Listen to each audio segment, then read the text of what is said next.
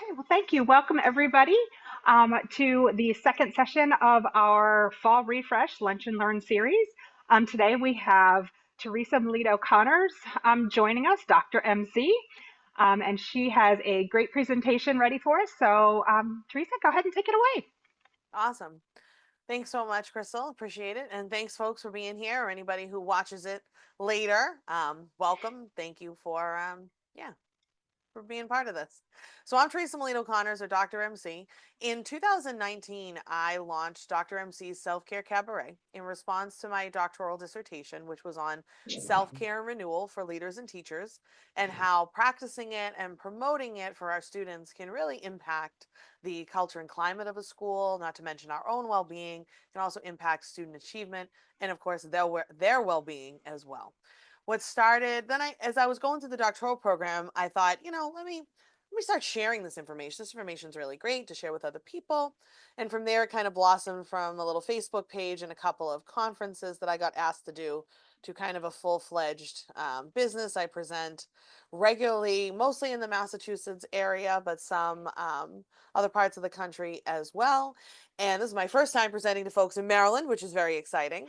And I'm regularly cited and published various educational texts and whatnot. I do have a podcast, very active social media. I've even gone viral a couple of times for promoting access for all and accessibility for all bodies in public spaces. Apparently, that's a controversial topic for some, so we went viral for that. Kind of fun and kind of horrifying, also. And I also am a special education administrator here in Massachusetts in the greater Boston area. And I love to talk to teachers and educators and folks working with kids on how to take care of themselves so they can show up as the best version of themselves and be able to take care of the little humans that are, working with them. So thanks again. I won't spend too much time talking more about me. If you want to learn more, please feel free to ask questions. I'm happy to share anything, but we'll probably spend about 45 minutes or so together this afternoon.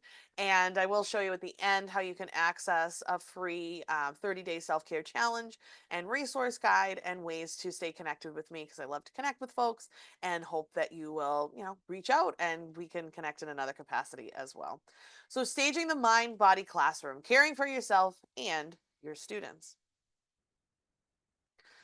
So my lawyer makes me put this at the start of all my presentations. It basically says, don't steal my stuff. You are welcome to take screenshots or photographs if there's a slide that you really want, or feel free to even reach out to me later. Dr. MC, you mentioned, something in your slide.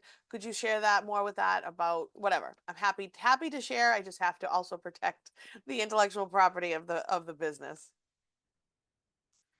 But first, I want to go ahead and thank you. Thank you not only for coming here to spend 45 minutes with me this afternoon, but thank you for continuing to show up in education. So go ahead, give yourselves a round of applause, maybe a pat on the back, whatever feels appropriate for you at this moment, because education is challenging. I don't know if you noticed, but it's not a super easy field to work in. Kids are showing up with more issues, families are showing up with more issues, resources are becoming more and more stretched. We're trying to do more with less, kind of always seems to be the thing. And it's hard. COVID really, altered education in ways I don't think we really could see coming. And it's just challenging.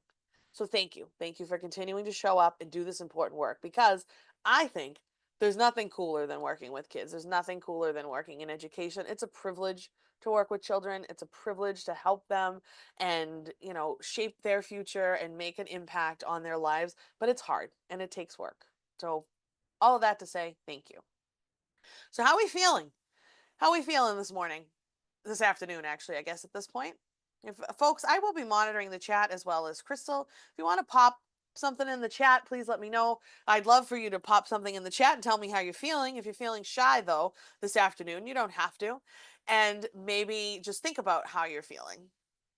So I always give this as like the first thing in my presentations, because we run around so crazy. We run around from thing to thing and meeting to meeting and class and this and that. We barely have time to eat. We barely have time to go to the bathroom. So we're definitely not checking in with ourselves, but even asking yourself, what, how am I feeling, is such a powerful self care practice.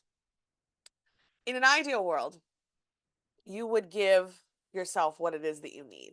So if you do periodic check-ins, which I recommend, and you find that you're hungry or thirsty or your body feels tight in some way or you're really tired, then maybe you're able to give yourself the nourishment or the hydration or maybe a quick gentle stretch or some energizing breaths or whatever it is that you actually take a few moments to give yourself what it is you need. And I see some comments in the chat. Too much, not enough funding, and I got COVID at a back to school fair. Yeah, no, it's a lot. My students were back in my building yesterday. I saw several parents wearing masks and whatnot. So I'm like, oh goodness, here we go again. Here comes the cooties. I mean, it's just a fact, and it's tough. I empathize with that. So the reason, we're not here today, Crystal didn't bring me in here today to talk to you folks about, self-care in the like mani pedis bubble bath sort of way. I mean, that's great. And luxurious spa days, like rock on if that's what you can do and that's your vision of self-care, but that's not really like the real meaning. And what we're going to talk about in the next 45 minutes or so together is like getting at like the nitty-gritty of it. So, I mean, bottom line, unhappy teachers do not have happy students. There's a correlation between teacher stress, student achievement, and well being. You want to impact student achievement, you want to impact well being, you want to impact teacher stress and school and culture climate. You have to start with the people and making sure, if you're a leader, that you are taking care of yourself and and you're promoting that for your staff and you're listening to them and you're allowing them to be heard and you're taking away the stress when you can. You're helping to coach them in how to take away the stress so they can show up as the best version of themselves. Self-care is other care. This is my favorite quote regarding self-care. So said by Audre Lorde in, I believe, 1988 as a political rally cry against an oppressive culture. I'd love to tell you that everything's changed and as a society we have no more oppression and everything's just wonderful, but we know that's not true. Caring for myself is not self-indulgence. It is self-preservation, and that is an act of political warfare. We're not talking, that's much more powerful than mani-pedis and bubble baths. Self-preservation. Society, the way it is, wants you to believe that when you take time for yourself, when you push back, when you set boundaries, when you take care for yourself, makes you feel like it's selfish or it's going to cost a lot of money or it's not really something you need. Might be something somebody else needs, but it's not something you need. Everybody needs this. And the cool thing about it, I think, is that it's individualized. So something that works for me may not work for you, but there's so many options to choose from, and it's really worthwhile to figure out what it is that is going to make you show up as the best version of yourself. And then figuring out ways to promote this for your students so they're showing up as the best versions of themselves. This is a more formal definition of self-care. I'm not going to read the whole thing to you, but I do want to highlight a couple of aspects. Foundational work required.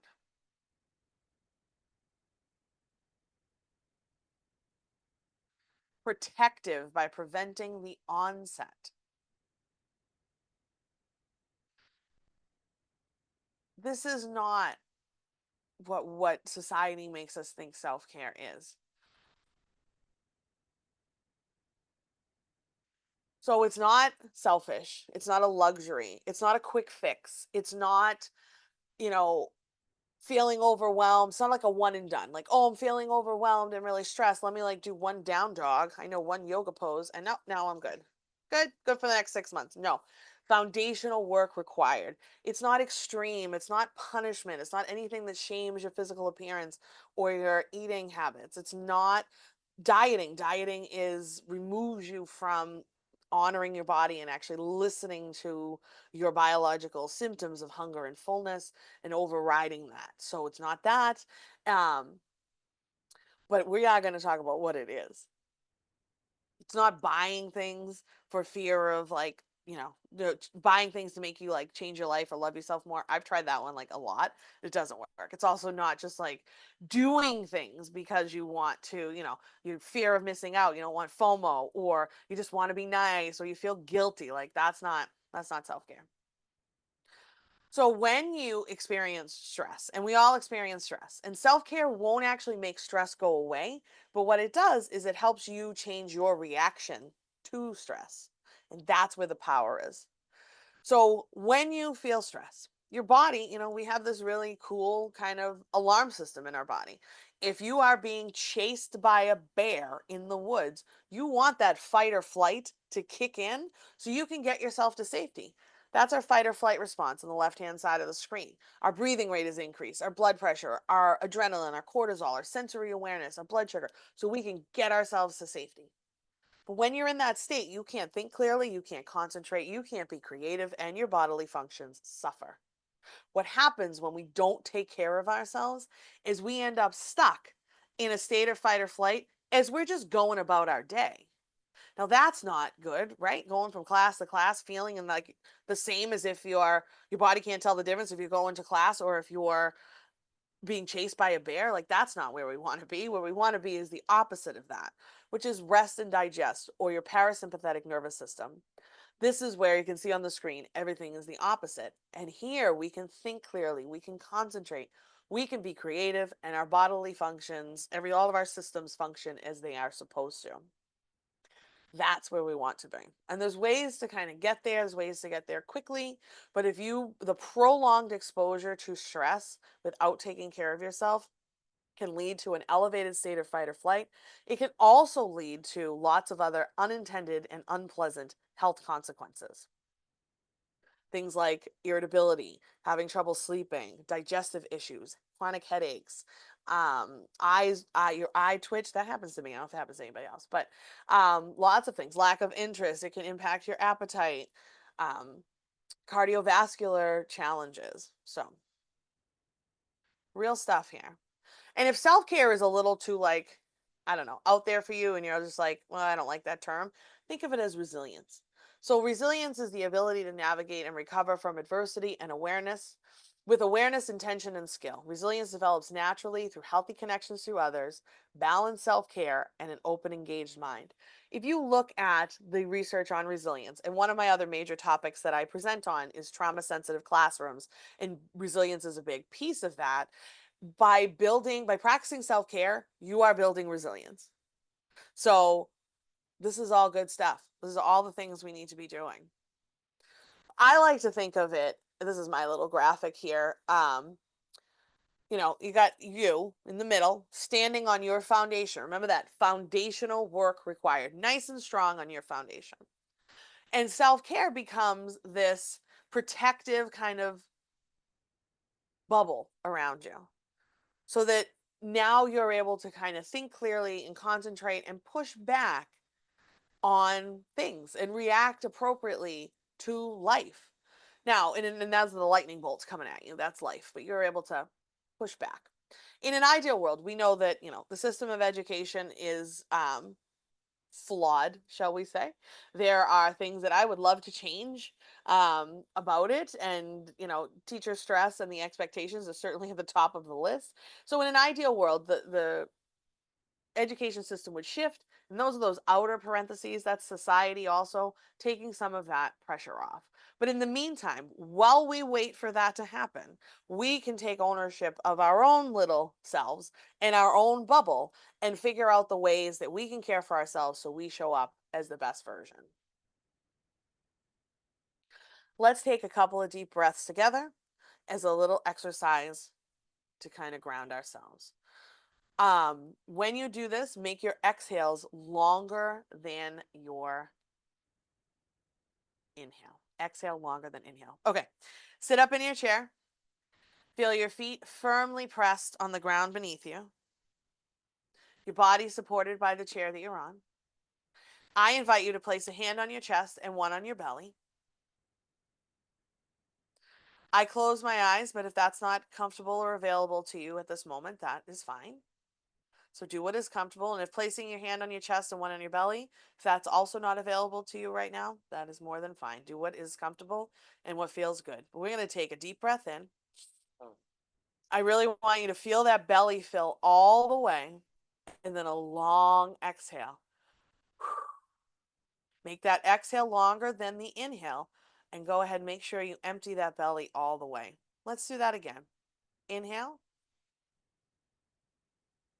and exhale.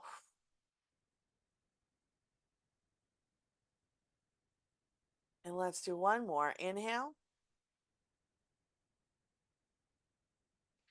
and a long exhale.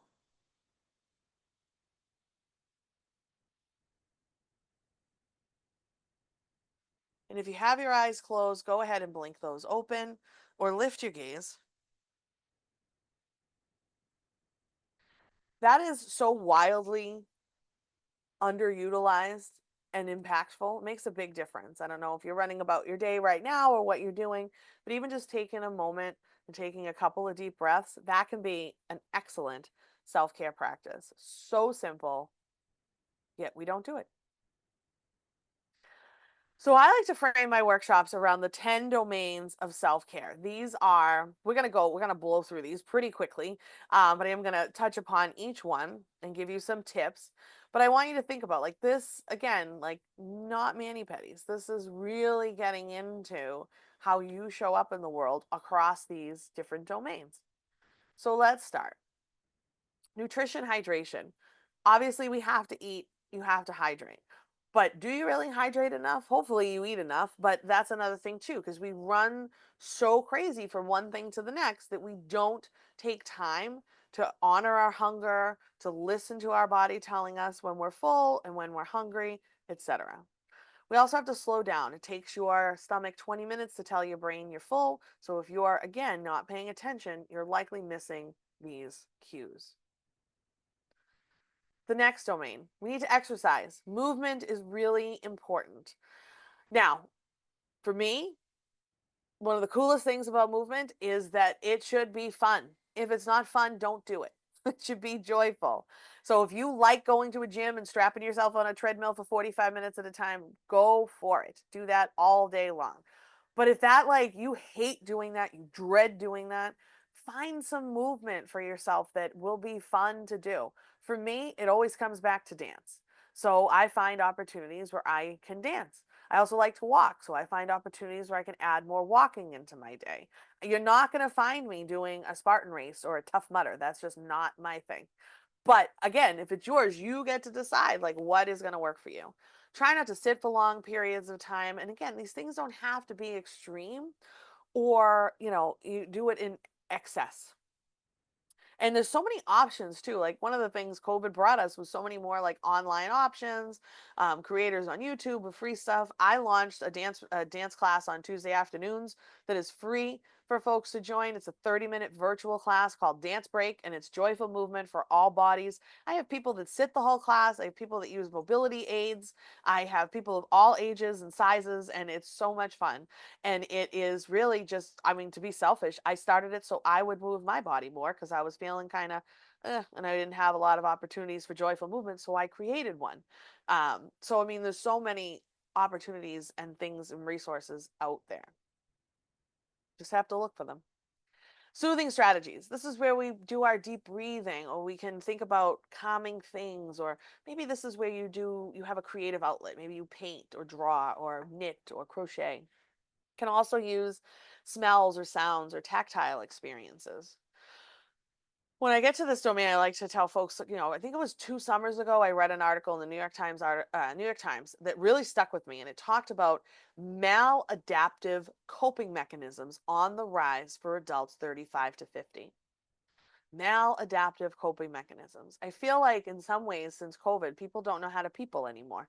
We've like forgotten how to take care of ourselves. Maybe we never really knew, but I feel like it's gotten worse and that folks are turning to unhealthy things like, drugs, alcohol, other addictive behaviors, maybe gambling, online shopping, like whatever it is, because they don't have the healthy ways to soothe their body. Also, alcohol related deaths in women has been on the rise. Like these are concerning statistics in seeing, and what it tells me is that people don't know how else to soothe themselves. So this is why this is really important to get in touch with what makes you you and what helps you to function in productive ways.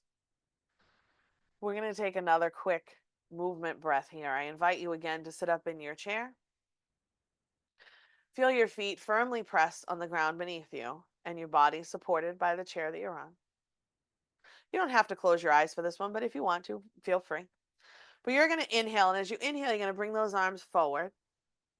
As you exhale, you're going to open them up to the side. You're going to inhale, you're going to bring them above your head. And then you're going to exhale, bring them through heart center. Let's do that a couple times. Let's inhale, bring them forward. Exhale, open them to the side. Inhale, bring them up overhead. Exhale, through heart center. Let's do that one more time. Inhale, arms forward. Exhale, arms open. Inhale, arms up. Exhale through heart center. Nice. A lot of times, a quick break like that, you just did yoga, by the way, if you've never done yoga before. You just connected movement with breath. And that helps to slow the traffic in your mind, and that helps to ground you and kind of bring you back into your body. You can do that anywhere. You can do that at the start of a class. Do it with your students. I think a lot of times, I think a lot of educators would agree, like, oh, my students need self care and social emotional learning. And yeah, of course they do. You do too, as the educator. Do it with them. Let them model the behavior for them. And if you're a leader and you think you don't need self care, but your teachers do, you also need it. So that's another quick thing you can do.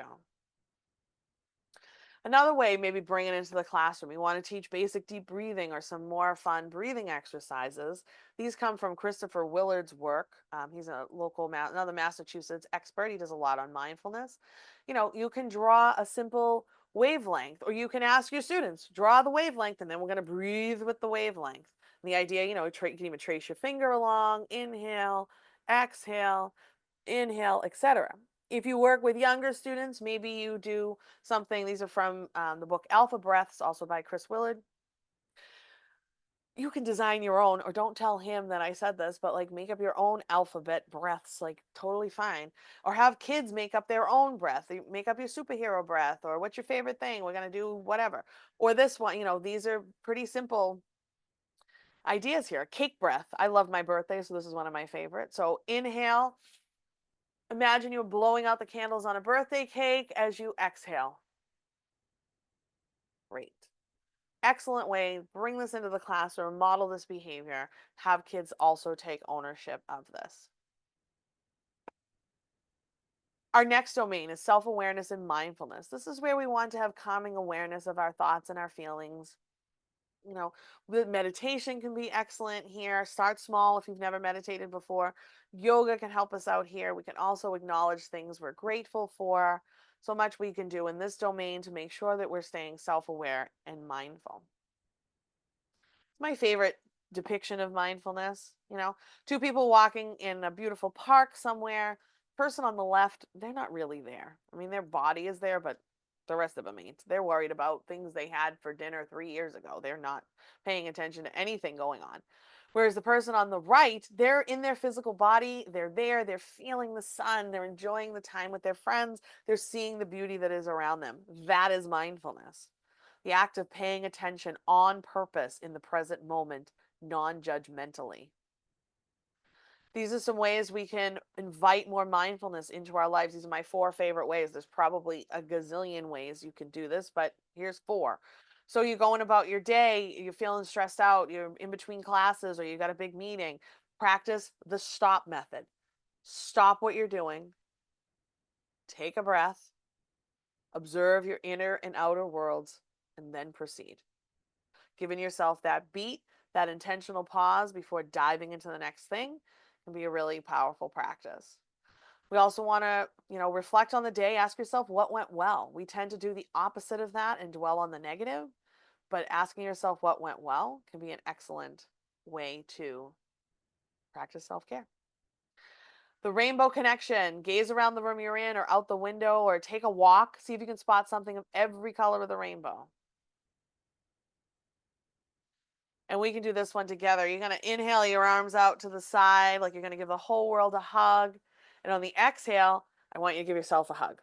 And really give yourself a hug. Feel that therapeutic touch, that gentle pressure. Repeat as necessary. Nice grounding way to help regulate your nervous system. Another way, we're not going to spend a lot of time here on this slide, but practicing gratitude, like saying it actually rewires your brain. Such an important practice. Saying thank you. Maybe you write someone a letter. Maybe you journal about it. Maybe you take pictures of things you're grateful for. Maybe as a school, you do a whole gratitude slideshow, having them take pictures of things they're grateful for. Really important stuff. We tend to just dwell on negative, and that just keeps you in this like negative shame spiral. We also need to rest. As adults, we need 7 to 9 hours of sleep a night per night. You should feel rested and restored when you wake up. But also, plan things that are fun. Set up, take time away from electronics. It's toxic to have that phone flashing at you all day. I realize we're also on a virtual presentation, but we got to do what we got to do. But, take time from away from this so you can regulate your nervous system. That constant feed of electronics is actually very upsetting and dysregulating.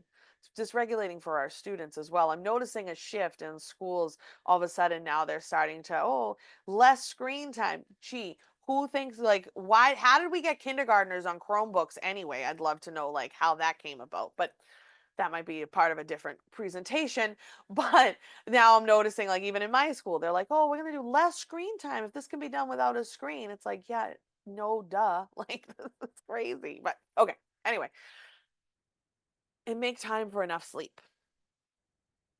So if you get up at 6:30 in the morning and you're like me and you need like 8 hours of sleep a night, you need to make sure you're in bed by like 10:30 and falling asleep.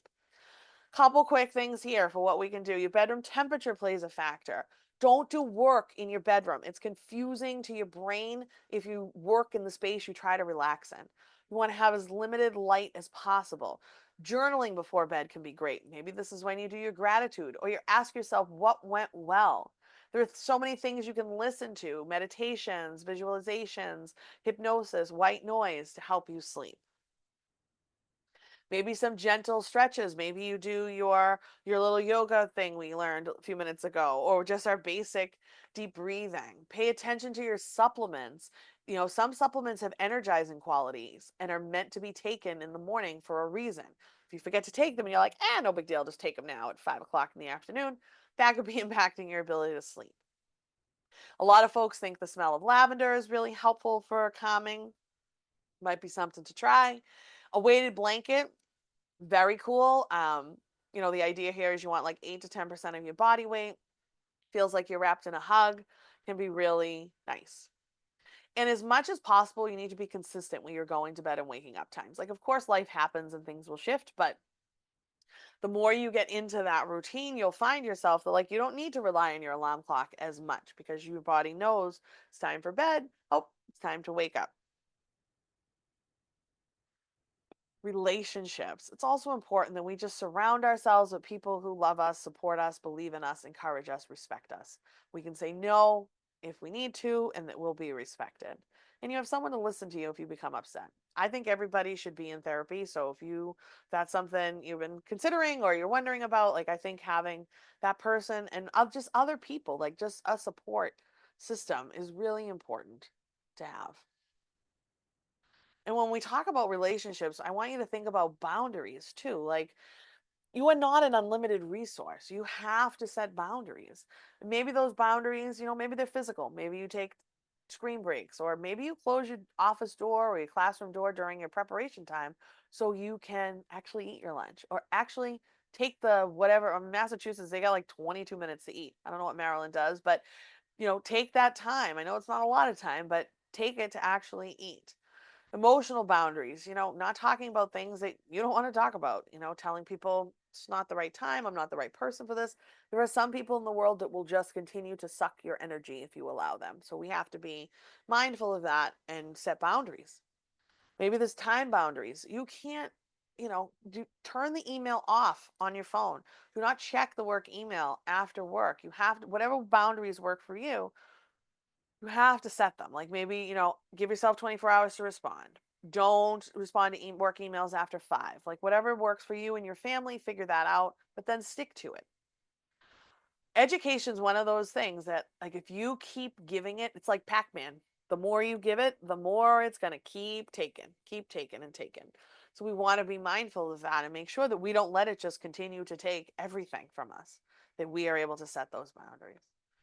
Personal boundaries, not sharing your phone numbers with families, not having, families on your Facebook or your social media, leaving your computer at school. There's an easy way to not do work at home. Don't bring it home. Material things, maybe, how you let people borrow money or not letting people borrow money or borrowing items from you. Um, these are things to think about. Just mental boundaries, agreeing to disagree on a topic, only consuming certain content. Like social media is so cool, right? AI, all this stuff, a little freaky, but here we are.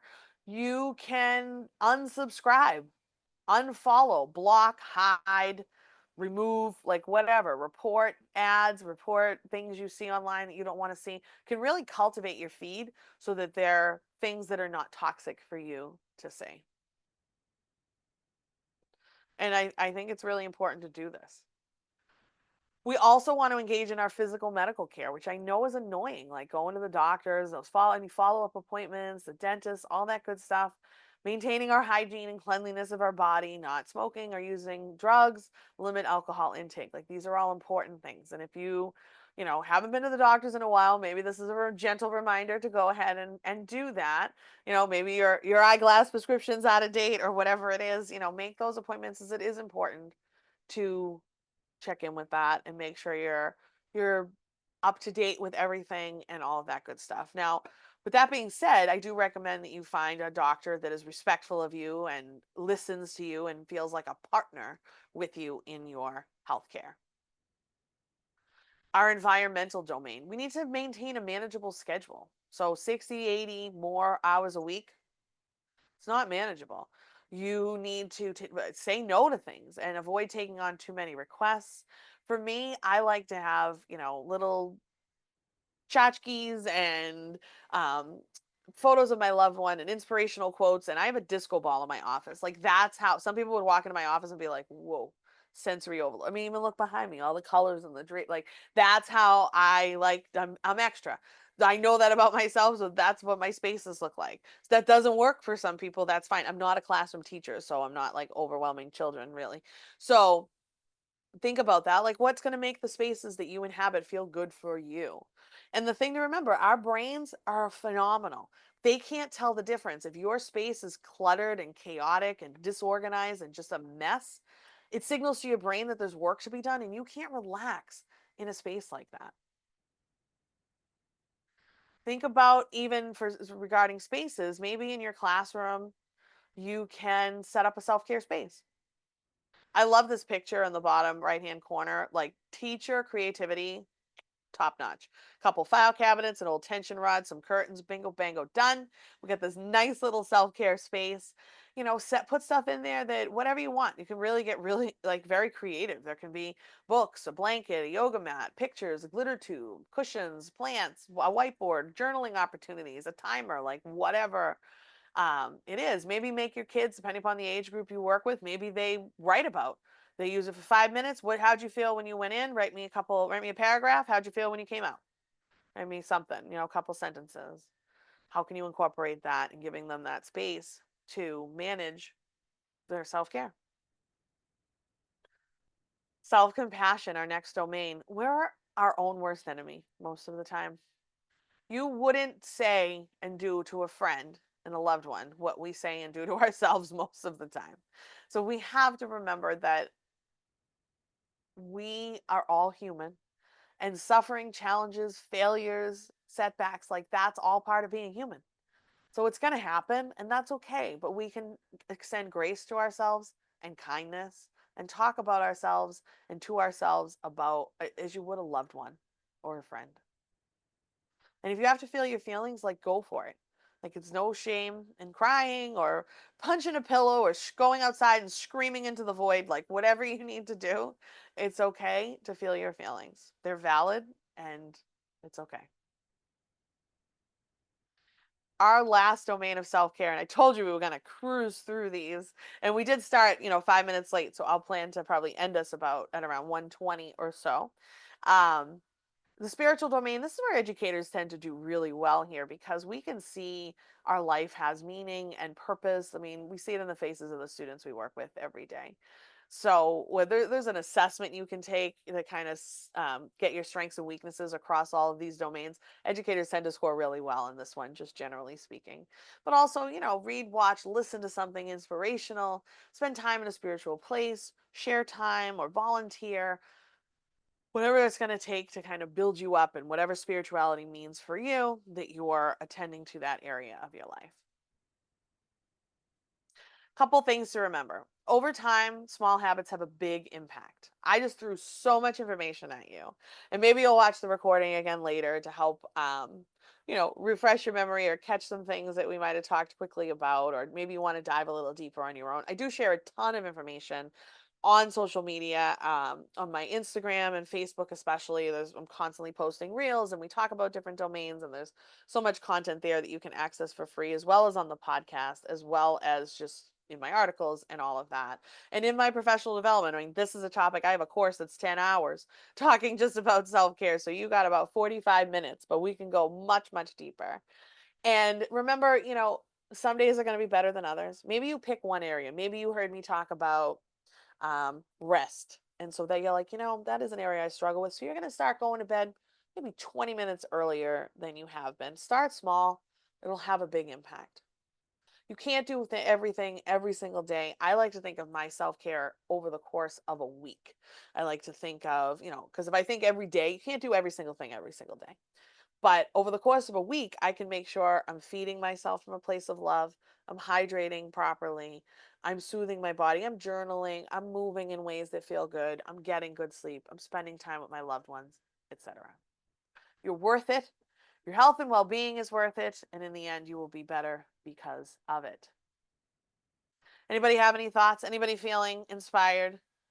Because I care about myself and others, I will practice self-care by. Anything anybody's thinking about doing, or maybe something you already do that you've been reminded, yeah, that's why I do that. That's a good thing to do. Pop it in the chat.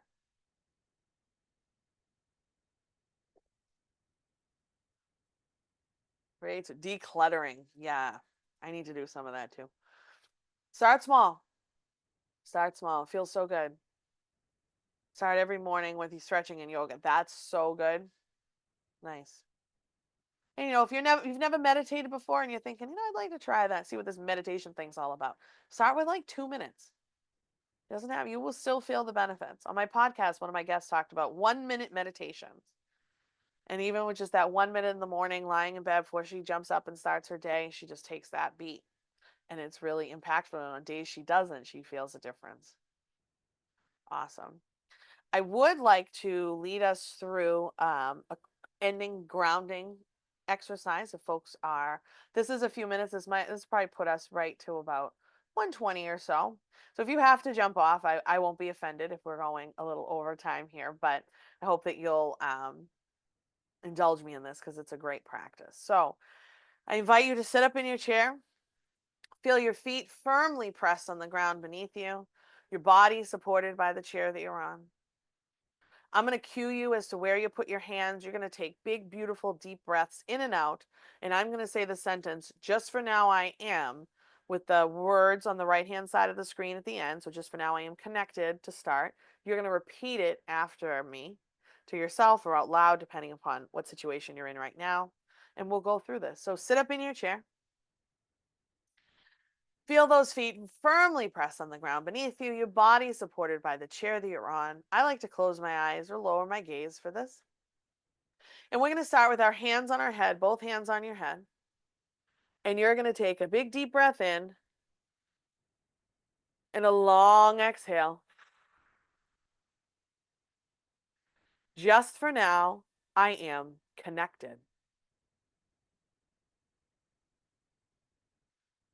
Move your hands to your eyes.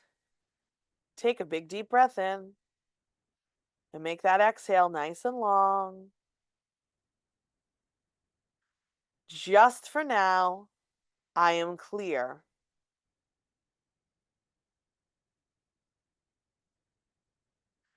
Move your hands to the side of your head. Take a big deep breath in and a long exhale.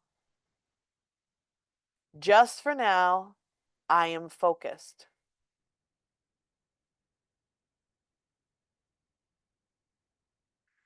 Move your hands to your throat area. Deep breath in and a long exhale. Just for now, I am wise.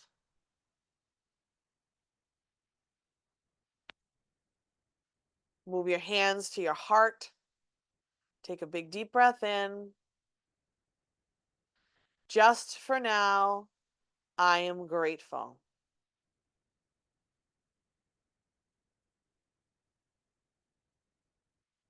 Move your hands to your shoulders. Take a big deep breath in and a long exhale. Just for now, I am relaxed.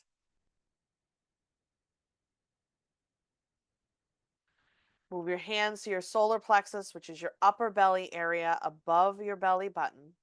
Take a big deep breath in and a long exhale. Just for now, I am calm.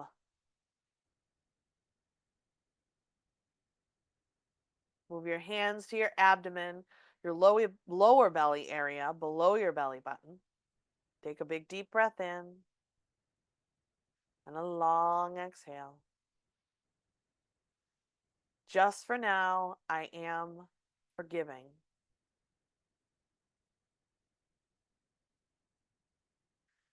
Move your hands to your lap. Let's take one last big deep breath in together. Fill that belly, filling all the way. And a long exhale. Don't be afraid to make noise with your breath. Just for now, I am peaceful.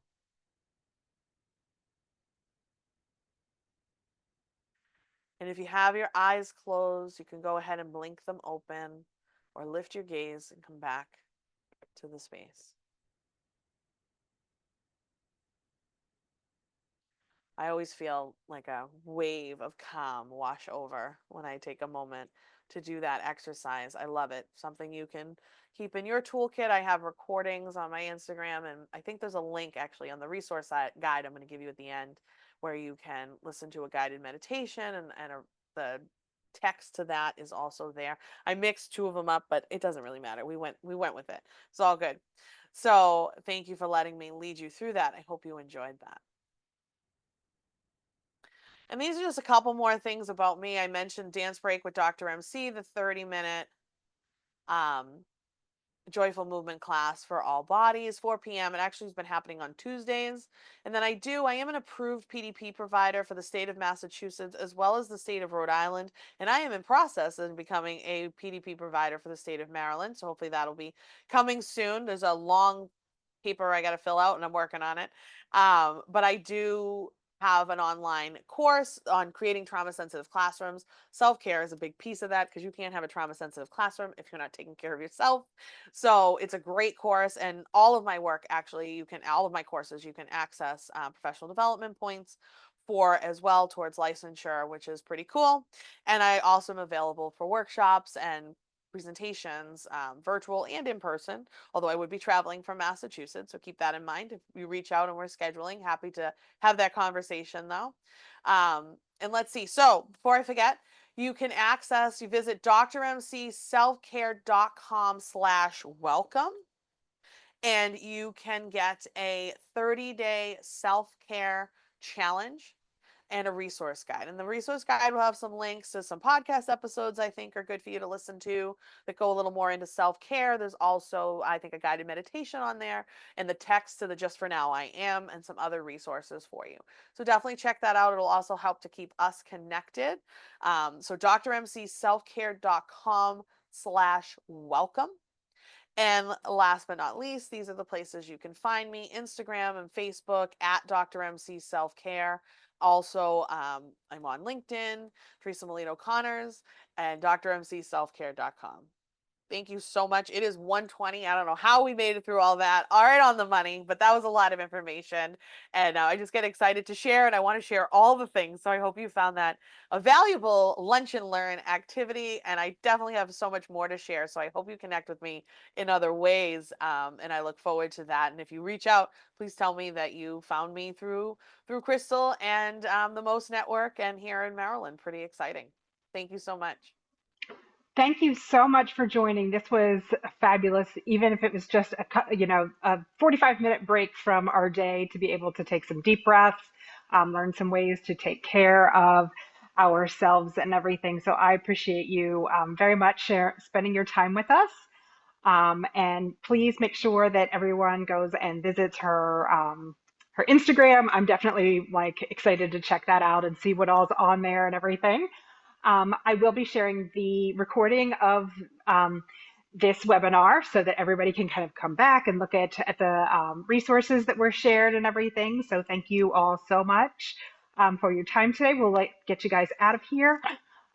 Just one last thing. Next week is our final webinar in this series with Amy Brady from the Flourish Lab. She's going to be doing another, kind of thinking about how our emotions help fuel students' emotions and things like that. So I'm going to drop Nice. in the chat where you can sign up for that one. And everyone have a fantastic day. Awesome. You Thank you too. all so Bye much. now. Bye bye.